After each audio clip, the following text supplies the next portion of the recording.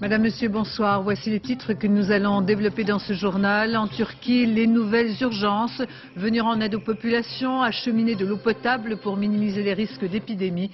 Le dernier bilan officiel est toujours provisoire. Fait état ce soir de 12 000 morts et 35 000 blessés. La colère des agriculteurs ne faiblit pas. Nouvelle démonstration aujourd'hui à Martigues ou à Montauban. Une grogne tenace pour protester contre les marges de la grande distribution. La rentrée politique avec les premières universités d'été, aujourd'hui celle du Parti communiste, les doutes des militants quant à la mutation du parti. Et puis de l'athlétisme, une journée ensoleillée à Séville pour les Françaises. Christine Aron notamment s'est qualifiée pour la demi-finale du 100 mètres. En Turquie, plus de 100 heures maintenant après le tremblement de terre, les conditions sanitaires, le besoin vital d'eau potable dans cette région où vit un tiers de la population du pays sont les nouvelles priorités. Le risque d'épidémie vient s'ajouter au manque de moyens matériels et de vivres. À Adapazarı, où l'espoir de retrouver des survivants s'amenuise d'heure en heure, les secours s'orientent désormais vers d'autres urgences. Nos envoyés spéciaux, Olivier Théron, Virgilie Jadot. Elle n'a pas de nouvelles de ses parents. Elle ne sait pas s'ils sont morts ou vivants. Le médecin lui propose de regarder les photos, celles des corps non identifiés, amenés à l'hôpital d'Adapazarı. C'est l'album du tremblement de terre, celui des corps retrouvés dans les décombres. Pendant ce temps, la cour de l'hôpital ne désemplit pas. Il faut gérer la mort. Une cinquantaine de corps ont été amenés depuis le matin. Après 5 jours sous les gravats, avec la température étouffante, il faut les traiter à la chaux. Ces 2 hommes sont venus avec leur camionnette. Ils ont reconnu le corps d'un proche, ils vont l'emporter pour l'enterrer, selon le rite musulman. Ce corps reste inconnu. Les soldats vont le stocker avec tous les autres corps inconnus dans de gros camions frigorifiques. Il y en a 10.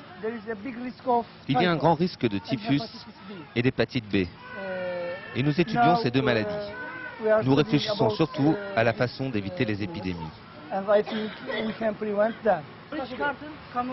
La gestion sanitaire de la catastrophe est la préoccupation majeure des autorités turques. Il faut à tout prix éviter les épidémies. Des renforts de médecins sont sur place. Des médicaments sont collectés dans toutes les pharmacies du pays et envoyés dans les zones sinistrées. Cette voiture fait le tour de la ville. Elle demande aux gens de respecter les conditions d'hygiène, d'évacuer les ordures. 200 000 habitants qui vivent dehors, sans eau courante ni électricité, c'est un terrain à risque pour les épidémies. Surtout avec les corps qui restent sous les décombres. Alors, 5 jours après, c'est plus les tractopelles que les chiens de secouristes qui vont dans les gravats. Assainir, c'est devenu la priorité.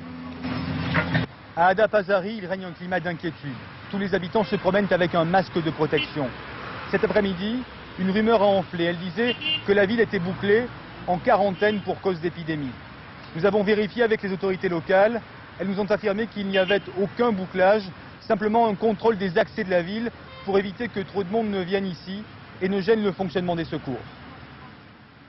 Et le manque de moyens, souvent compensé par le formidable élan de solidarité nationale. Des milliers de Turcs venus d'Istanbul et de toute l'Anatolie ont pris l'initiative de porter secours à leurs compatriotes, apportant les uns des vivres, les autres de l'eau ou simplement leurs bras et leur bonne volonté, comme ont pu le constater nos équipes présentes à Izmit ou à Adapazarı, Laurent Boussier, Olivier Caroff. Cette scène se répète des dizaines de fois dans toutes les villes touchées par le tremblement de terre. En fait, chaque fois qu'un camion arrive, ils sont des centaines à faire immédiatement la queue pour obtenir une partie de l'aide acheminée par des volontaires venus de toute la Turquie. Ici, c'est une entreprise de textile d'Istanbul qui s'est mobilisée. Il y a des dégâts à Istanbul, explique cet employé, mais il y en a beaucoup plus à Izmit. Alors notre patron a décidé de nous envoyer ici. On a 13 camionnettes et 60 personnes. Bonne volonté et inorganisation. Cette aide humanitaire qui sillonne les villes distribue tout et n'importe quoi. Cigarettes, pioches, savon, lait, vêtements, nourriture. Une distribution faite au hasard. Cet homme n'a reçu aujourd'hui qu'une boîte de savonnettes. Ils l'ont jeté du camion. Personne ne nous demande ce dont nous avons besoin. J'ai attrapé ça, c'est tout. Et puis souvent, les gens ne sont pas informés. C'est la survie. On s'organise, on s'entraide et on s'interroge. Les gens nous aident, mais après un certain temps, on pense qu'ils vont s'arrêter. Alors les gens ici se demandent ce qui va se passer après. Pour l'instant, pourtant, cet élan de solidarité ne se ralentit pas et les volontaires sont toujours plus nombreux. On vient d'Istanbul, on amène de l'eau pure, des affaires. On a reçu des emails, des messages au travail. Alors on essaie de mettre tout ce qu'on peut dans les voitures et de l'amener aux gens qui en ont besoin. Une aide si importante pour ces villes où chaque recherche abandonnée est une nouvelle épreuve. Face à l'incurie des premiers secours et à la corruption des constructeurs, la population cherche désormais les responsables.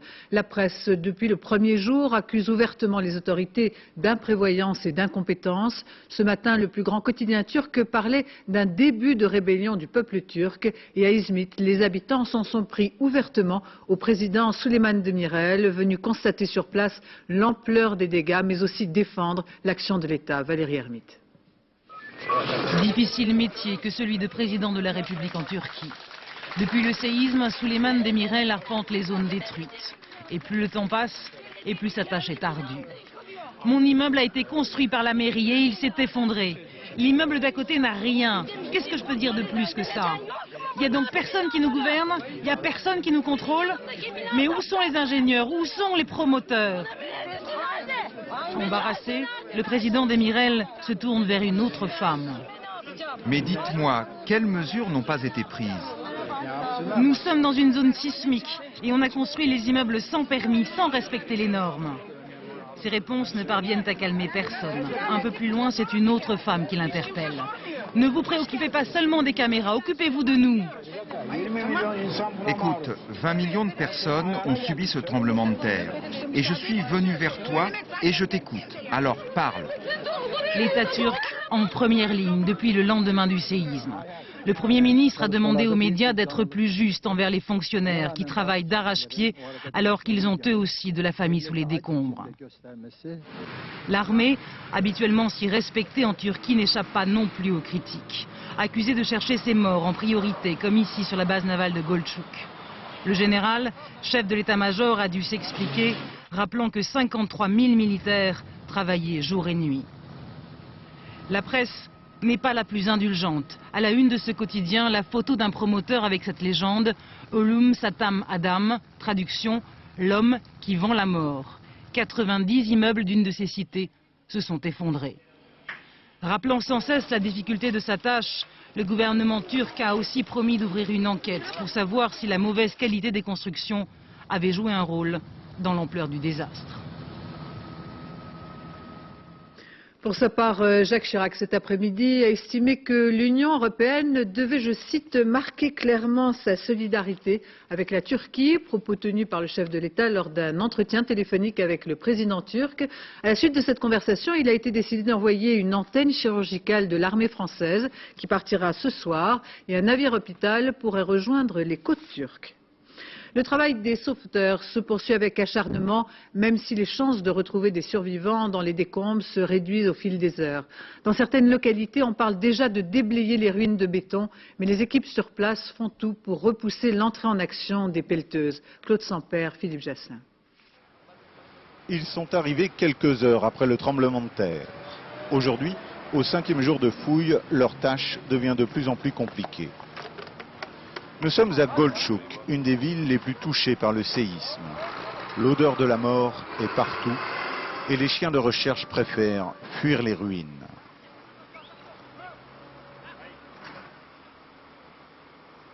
Les corps qui sont enterrés maintenant commencent à être en décomposition et ça devient maintenant pour les chiens. Il règne maintenant une puanteur sur chaque chantier, ce qui fait que les chiens saturent au point de vue odorat. Et ils commencent à être saturés, alors ils n'arrivent plus à progresser comme ils veulent. Et ils sont démoralisés, quoi. Ces pompiers venus de Lorraine, spécialistes de ce type de catastrophe, n'ont plus aujourd'hui qu'une seule solution. Utiliser du matériel d'écoute ultramoderne pour détecter le moindre souffle de vie. Il y en a un qui dit avoir entendu des voix ici, mais lui, il n'est pas sûr que c'est vrai. Il n'est pas sûr que c'est vrai, d'accord. Oui. Bon, vous dites quand même que nous, on va faire notre travail d'écoute, pour être plus sûr, avec les appareils, et on confirmera si vraiment il y a des personnes encore vivantes ou pas. Avec l'aide de traducteurs et de bénévoles, ils posent le matériel d'écoute dans chaque faille, chaque tunnel. Ils veulent tout vérifier. Francis, quelle est la situation ici? La situation, elle est que des témoins sont venus nous chercher un peu affolés. Donc c'est en nous disant qu'ils pensent qu'il y avait quelqu'un à l'intérieur. C'est-à-dire c'est une famille qui habite là, indemne. Ils ont retiré 2 personnes de leur famille décédées. Et il y a une chambre, ils ont fait une galerie, parce qu'ils connaissent bien les lieux. Ils ont retrouvé la chambre où ils ont trouvé 2 personnes décédées. Et ils pensent que derrière notre cloison, malheureusement qui est en béton, il manque un fils. Les pompiers demandent le silence.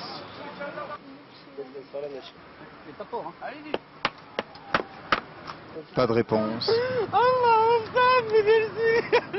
Au pied des ruines, la famille a compris. 10 minutes plus tard, ces pompiers de Nancy sont déjà sur un autre site. Ils savent qu'il peut encore exister des poches de survie dans certains immeubles.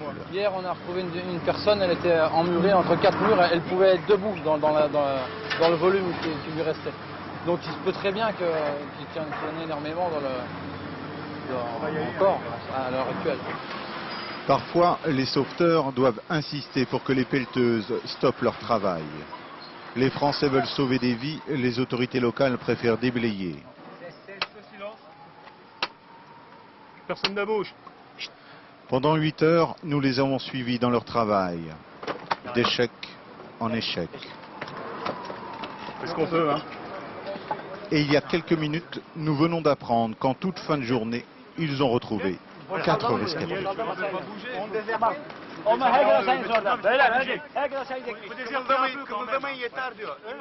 Et en direct d'Izmit, nous rejoignons tout de suite le colonel Orcel, médecin-chef de la sécurité civile. Bonsoir colonel.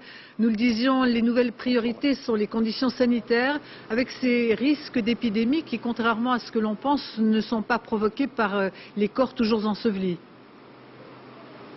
Oui, effectivement, ça c'est une vieille histoire qu'on ressort de façon très régulière au décours de situations catastrophiques, en particulier au décours des tremblements de terre.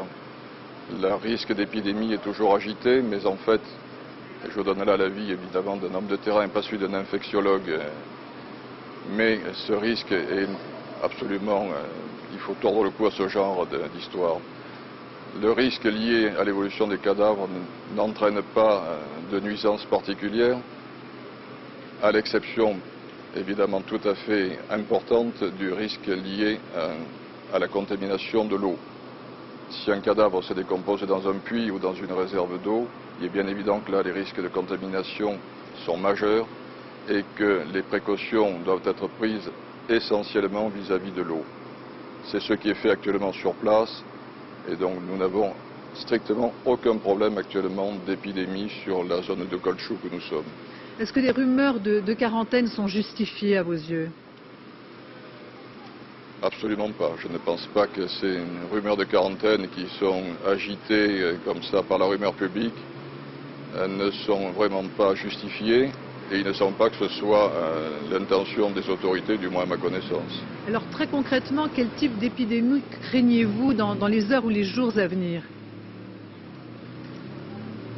En fait, je ne pense pas qu'on redoute de façon particulière une épidémie. J'ai entendu parler tout à l'heure de typhus ou d'hépatite B. L'hépatite B est une infection qui se transmet essentiellement par voie sanguine. On pourrait redouter de l'hépatite A, on pourrait redouter du choléra, mais encore une fois, avec des comportements alimentaires, sanitaires vraiment tout à fait simples, on peut parfaitement combattre ce risque. Merci, colonel, d'avoir répondu en direct à nos questions. Et puis, c'est quelques notes d'espoir avec aujourd'hui encore et sans doute demain le sauvetage de ces survivants emmurés depuis bientôt 5 jours, comme cette femme de 95 ans qui a été retirée ce matin des décombres, de nouveau miraculés qui retrouvent les leurs, épuisés mais indemnes. Elsa Margot. À main nue, sans attendre les secours, cette famille s'est obstinée jusqu'au miracle. Un jeune homme de 20 ans, porté disparu depuis mardi, ressort indemne des décombres. Partout, le même acharnement pousse familles et sauveteurs à chercher encore et encore des survivants.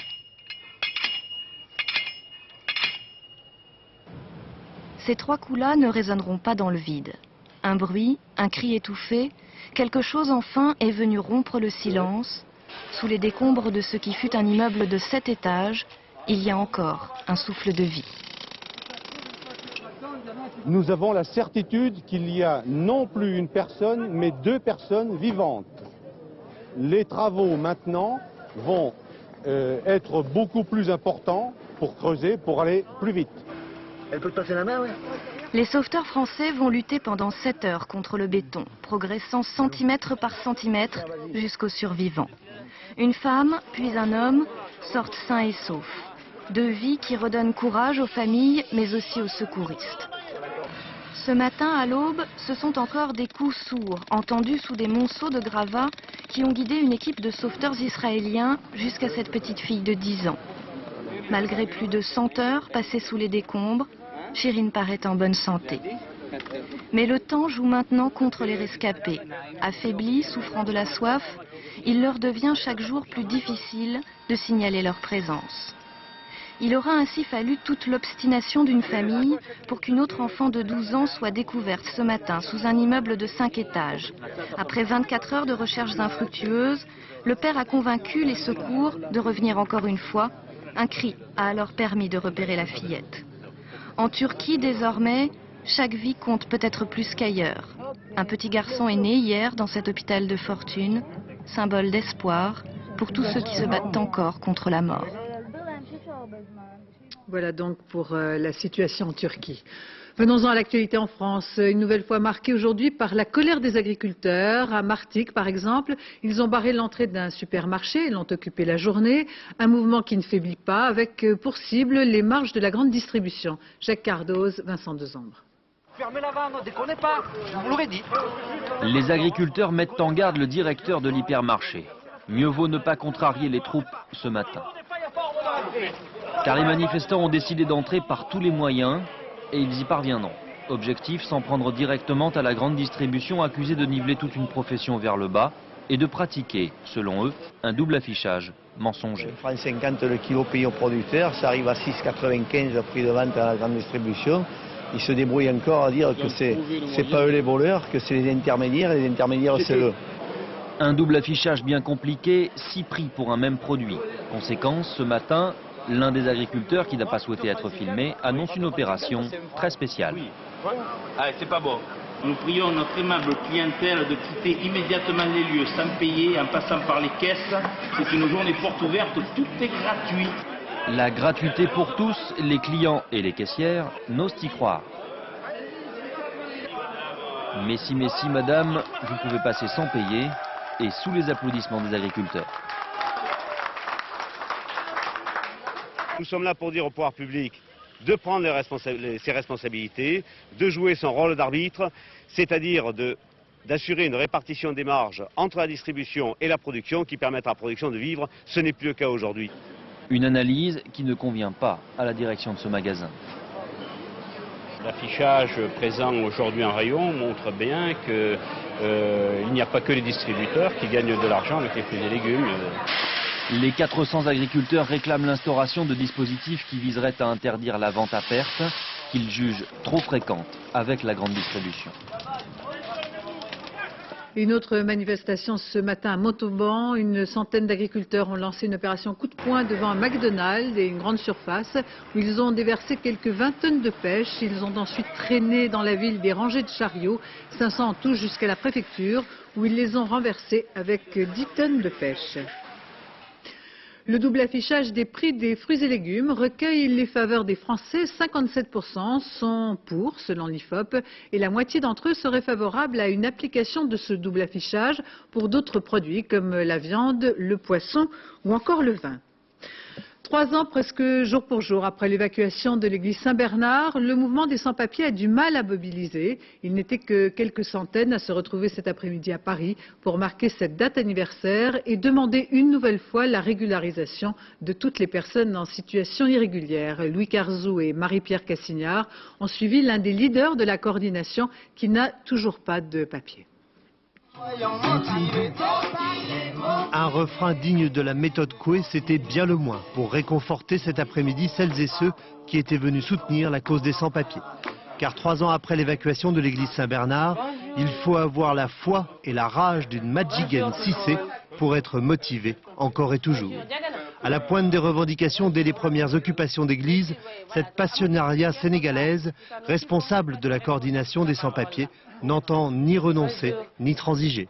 La mort tragique des 2 jeunes adolescents guinéens montre que ce n'est pas un combat dépassé seulement, justement, que c'est un combat qui concerne les relations France-Afrique, les relations entre la France et surtout les pays francophones des anciennes colonies.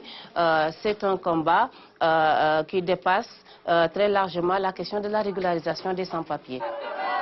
Mais 3 ans après la brutale intervention des forces de l'ordre pour déloger les 220 Africains réfugiés dans l'église symbole, les images comme les colères semblent s'être quelque peu estompées. Ainsi cet après-midi, à l'exception d'Arlette Laguillet et d'Alain Crévin, les têtes d'affiche avaient déserté le rassemblement de Paris. Quant aux Verts, comme les nombreux collectifs, tantôt régionaux, tantôt ethniques, leur présence était le plus souvent symbolique, mais qu'importe, Madjiguène y croit encore. Moi, j'arrête pas, d'autant plus que je n'ai pas encore les papiers et je suis obligée de continuer là. Rien que pour avoir mes papiers à moi aussi. Comme Madjiguène, quelques 60 000 personnes se sont vues pour l'instant refuser leurs papiers dans le cadre des circulaires Chevènement. Mais ce n'est sûrement pas ce modeste rassemblement qui va les rassurer sur leur avenir. La rentrée politique avec en ouverture l'université d'été du Parti communiste. On attend demain le discours de Robert Rue. Mais déjà, les délégués disent leurs difficultés et leurs doutes quant à la mutation du parti. Reportage Alban Mikosi et Patrick Deschmecker. Et pourtant, les musiciens avaient fait le maximum et la soirée était bien douce. Mais voilà, la fête, ça ne se décrète pas et l'université d'été des communistes a commencé sur une note morose, une sorte de gueule de bois après des européennes où la déception fut à la hauteur des espoirs affichés, immense. Alors, la nuit tombée dans la salle de réunion, certains des 200 délégués affichent leur désarroi. Je ne sais pas dans quel état d'esprit vous êtes tous, mais je sais que dans ma fédération, on est un peu tous un peu perdus, quoi. Debout dans un coin, Pierre Blotin, le bras droit de Robert Rue, assiste en silence à cet exercice de psychothérapie de groupe.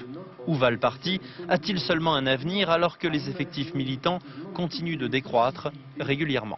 Vous parliez de psychothérapie de groupe, c'est un peu le sentiment que j'avais des fois un peu hier soir, avec un risque toujours, c'est quand on pense qu'on a une maladie cérébrale, on parle beaucoup de soi. Alors il faut parler de soi, mais il y aura un danger, je crois qu'il y a un danger qui peut guetter le Parti communiste, c'est que s'il parle que de lui, la société elle va passer, il va continuer à parler de lui, et puis il va mourir tout doucement.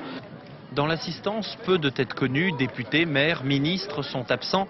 Officiellement, tous attendent demain matin l'intervention de Robert Rue. Seul Maxime Grémetz donne déjà le ton. Le Parti communiste à la rentrée sera plus offensif. Les dossiers, les choix qui sont faits correspondent de moins en moins à ce qu'on est en droit d'attendre et ce qu'il faudrait faire. Donc nous allons élever le ton. Cet après-midi, un moment de détente a permis aux militants de visiter en bateau la rade de Toulon. À défaut de conquête du grand large, les communistes vont tenter d'influencer le cap et de pousser le capitaine Jospin à donner un bon coup de barre à gauche. Du côté des Verts, pas un jour sans une nouvelle déclaration. C'est Noël Mamère, député de la Gironde, qui indique que les Verts quitteront le gouvernement si Lionel Jospin ne réforme pas le scrutin législatif d'ici 6 mois. Interview à paraître dans le journal du dimanche. Et puis toujours dans le journal du dimanche, ce sondage IFOP, la cote de popularité de Jacques Chirac perd 5 points en août, celle de Lionel Jospin recule de 2. 55% des Français se disent satisfaits du chef de l'État. Même score pour le Premier ministre. Au chapitre étranger à Belgrade, les lendemains de la manifestation de l'opposition, les jeunes qui pour la plupart se disent nationalistes réclament le départ de Milosevic. Sur place, Anne Ponsinet, André Issora. Au pied de la tour du parti de Slobodan Milosevic, détruite par les frappes de l'OTAN, il y avait cet après-midi des jeunes qui, comme beaucoup d'Européens de leur âge, vont voir du sport le week-end. Des jeunes désabusés auxquels les manifestations organisées cette semaine par l'opposition n'ont pas forcément rendu l'espoir. Je voudrais que beaucoup de choses changent, mais je ne sais pas de quelle manière ça pourrait se faire. Je ne vois pas la solution. On est arrivé à un point où tout le monde joue, où tout le monde est bête. Des jeunes qui, au gré des crises de l'ex-Yougoslavie, ont souvent opté pour l'immigration. C'est la solution que vient de choisir ce jeune Serbe réfugié du Kosovo.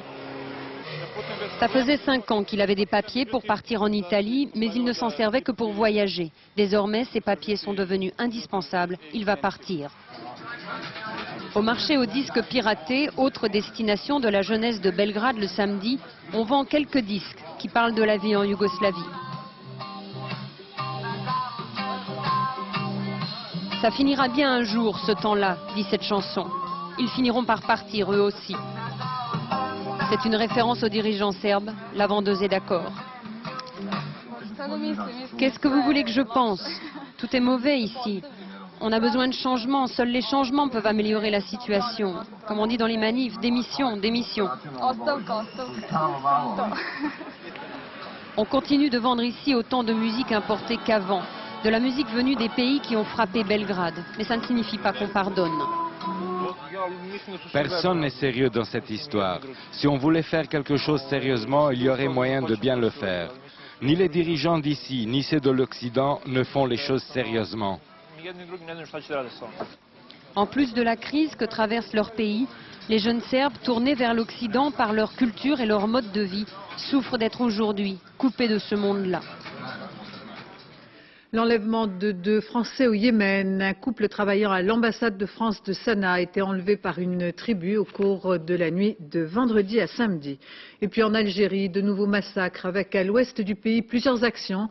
Des rebelles ont tué 6 personnes et kidnappé une jeune femme. Par ailleurs, une autre tuerie s'est produite dans la ville de Ténès. Enfin, 14 enfants auraient été victimes de l'explosion d'une bombe au sud d'Alger. Aux États-Unis, le candidat républicain à la Maison-Blanche n'est autre que George Bush Jr., le fils de l'ancien président. Depuis le vote informel de son parti il y a quelques jours, la presse s'intéresse au plus près à ses possibles erreurs de jeunesse. En question, les drogues dures comme la cocaïne. Les réponses sont évasives, mais les médias ne lâchent pas prise. Philippe Gassot. Si les élections présidentielles américaines avaient lieu aujourd'hui, George Bush Jr., surnommé GW, l'emporterait haut la main sur le candidat démocrate Al Gore, 55% contre 44%. La presse américaine revient à ses anciens démons et passe au crible la vie privée du candidat en essayant de savoir, par exemple, si GW a pris de la cocaïne. Je pense que j'ai dit tout ce que j'avais à dire là-dessus et je pense que c'est la meilleure chose à faire. Il y a beaucoup de gens qui s'intéressent à la politique et qui se disent « Est-ce que j'ai envie d'entrer dans un monde de ragots, de rumeurs ?» Et il est temps que quelqu'un s'interpose. Trop, c'est trop. Et je suis celui-là. Et si les Américains n'aiment pas cette réponse, il y a d'autres options intéressantes que moi-même. Il prétend pouvoir passer à l'aise le test antidrogue du FBI qui reprend les 7 dernières années. On ne lui reproche rien avec les femmes, mais il y a 10 ans, GW serait déjà hors course s'il n'y avait eu, entre-temps, l'incroyable affaire Lewinsky qui a fait considérablement évoluer l'opinion. 84% des Américains pensent que si George Bush Jr. a pris de la cocaïne, il reste qualifié pour la présidence. Au départ de sa course à la Maison-Blanche, George Bush Jr. a voulu préparer l'opinion à ses frasques de jeunesse. Maintenant qu'il est en tête des sondages, la presse ne le lâche pas et on ne sait pas en matière de drogue si faute à moitié avouée sera totalement pardonnée par l'opinion publique. Dans l'espace, le dernier équipage de Mir s'apprête à rentrer et prépare la désorbitation de la station après 13 années de fonctionnement. Aujourd'hui, depuis la station, se tenait la dernière conférence de presse du spationaute français Jean-Pierre Aigneret, qui regagnera donc la Terre dans une semaine. Romuald Bonan. 6 mois d'expérience à bord de Mir, dont quelques heures suspendues à l'extérieur dans le vide spatial pour recueillir des poussières de comètes ou pour savoir si une vie peut venir du cosmos. Jean-Pierre Aigneret est aujourd'hui le cosmonaute non russe qui a consacré le plus de temps et d'énergie à la vieille station orbitale. Mais pour le Français et ses 2 collègues russes, c'est l'heure de faire les bagages. Retour sur Terre dans une semaine, 7 derniers petits jours pour mener à bien d'ultimes réparations. Le changement d'ordinateur de bord, de nouvelles télécommandes entre la Terre et la station, afin que Mir supporte sans dégâts un vol automatique de 7 mois avant sa destruction. Ces systèmes qui ne sont pas essentiels, puisqu'il n'y aura pas d'astronautes à bord pendant 6 mois, seront coupés, fermés. Et la station elle-même sera mise en rotation sur elle-même, régime qu'on appelle tourne-broche. Car en avril prochain, Mir brûlera en altitude. Quelques morceaux de 3-4 tonnes devraient quand même retomber dans le Pacifique Sud. Encore 7 derniers jours à bord de Mir qui seront aussi utilisés pour se préparer à la redescente sur Terre. Le retour en Soyouz, toujours très éprouvant pour les cosmonautes, surtout après 6 mois d'apesanteur. En ce qui concerne le rétablissement des cosmonautes au sol, je crois qu'au bout d'un certain moment, la durée ne rajoute pas grand-chose à l'affaire. En ce qui me concerne, je me suis en parfaite forme physique. J'ai fait beaucoup de sport à bord pour être en forme et donc je ne crains pas a priori ce retour, de point de vue physique du moins. Après 6 mois d'absence, les pieds à nouveau sur Terre, Jean-Pierre Aigneret va retrouver Claudie André-Déhay, sa compagne dans la vie, une cosmonaute elle aussi, qui devrait rejoindre l'espace à son tour dans quelques années à bord de la remplaçante de Mir, la future station internationale. En Espagne, près de Madrid, un incendie qui a ravagé près de 500 hectares de pinèdes dans une région très fréquentée a obligé les autorités à évacuer près de 10 000 personnes hier soir. Plusieurs zones résidentielles ainsi qu'un camping ont été menacées par les flammes. Par ailleurs, le site touristique de la vallée de Los Caídos, où se trouve la sépulture de Franco, a été fermé une partie de la journée. En début d'après-midi, le feu continue à progresser sur 2 fronts, même si le foyer central de l'incendie a été maîtrisé. 600 pompiers sont à pied d'œuvre, aidés par plusieurs Canadair. Et j'apprends à l'instant que l'incendie qui menaçait donc la sépulture de Franco a été maîtrisé. À Séville, capitale du sport, pour les 7e championnats du monde d'athlétisme, les chances de médaille de la France avec, pour Christine Aron, un très bon début puisqu'elle s'est qualifiée pour la demi-finale du 100 mètres. Sur place, Christelle Bertrand et Christophe Vignal. Tranquillement, mais sûrement, Christine Aron a remporté sa série. Elle est en demi-finale du 100 mètres. Encore une fois, son départ est laborieux. Mais la Française réagit bien, elle puise un peu dans ses réserves et elle sauve la course. Mais la championne d'Europe n'est pas contente. Et là, c'est catastrophique, quoi. Encore ce matin, je réagis mal, mais j'enchaîne bien. Enfin, la mise en action est bonne. Mais là, j'ai l'impression que j'ai très mal réagi et la mise en action était moins bonne, quoi. Quelques minutes avant le 100 mètres, avec Jacques Piencinta, son entraîneur, la Française a révisé ses gammes. Le dernier échauffement est surtout axé sur le départ et là, tout semble aller comme elle veut. Mais ajouter un peu de stress, 35 degrés et l'envie de bien faire, et les vieux démons du départ ressurgissent. Conclusion, il va falloir encore travailler. Du travail, Eunice Barber en a beaucoup fourni ce matin. Elle est favorite de l'heptathlon, mais le lancer du poids, ce n'est vraiment pas son fort.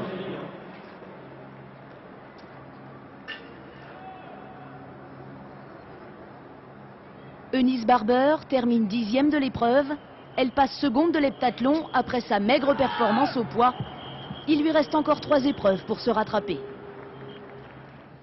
Pour participer à la Coupe de l'Amérique qui se déroulera en Nouvelle-Zélande, à Auckland fin septembre, le bateau français 6e Sens a quitté Lorient à bord d'un cargo sur lequel il avait été hissé ce matin même. Des opérations d'embarquement délicates. Les 2 mâts ont été emmaillotés sous les yeux de l'équipage et de nombreux curieux. Le festival d'Aurillac, une tradition ou plutôt un rendez-vous incontournable pour cette 14e édition de théâtre de rue. À côté du succès public, les municipalités s'intéressent à ces représentations d'art populaire. Pierre-Emmanuel Luneau et Michel Levasseur ont choisi de suivre un chargé d'affaires culturelles qui est venu sur place choisir les spectacles pour la prochaine saison. 200 000 spectateurs cette année. En 14 ans, Aurillac a réussi à devenir un des rendez-vous les plus courus d'Europe pour le théâtre à l'air libre. Dans une salle fermée, il faut payer et tout, là, tout le monde peut participer.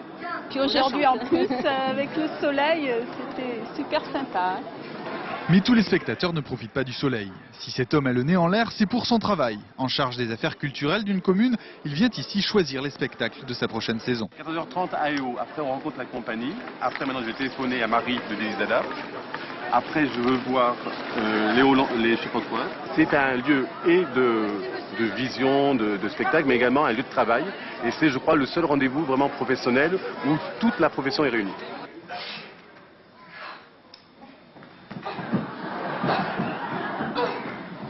En dehors des 17 compagnies officielles, Aurillac accueille quelques 300 troupes dans le festival Off.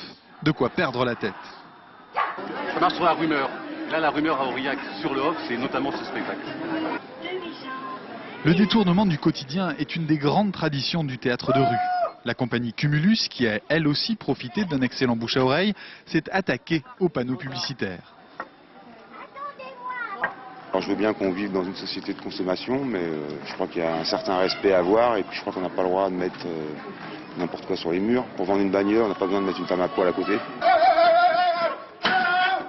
Cumulus a toujours eu un rapport très dur à la rue, mais une vraie écriture artistique à la rue. Et c'est une des rares. Oui, parce qu'au moins on est quand même très loin de l'animation de rue. Là, on a une proposition artistique, on a une vraie écriture, on a des lieux de théâtre, on a des lieux scéniques qui interrogent. Mais il n'est pas dans la rue dehors par hasard. Dès la nuit tombée, d'autres troupes investissent d'autres lieux. Pendant ces 4 jours à Aurillac, le spectacle ne s'arrête jamais. Et l'année prochaine, ce seront peut-être les flammes de Carabosse ou les chevaux du Centaure qui donneront vie à la ville de Saint-Gaudens.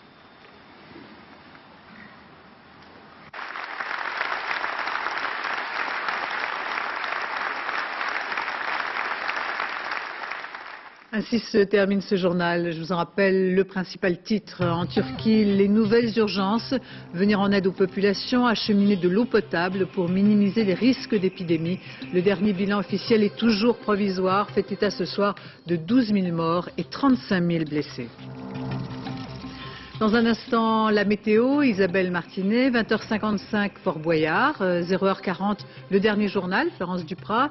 Demain à midi, un reportage exceptionnel sur Marc Tiercelin, réalisé par Christophe Duchiron et Frédéric Basile, pendant la course autour du monde à la voile, Around the Lawn. Je vous souhaite une excellente soirée sur France 2. Merci de votre attention. J'aurai le plaisir de vous retrouver demain dès 13h.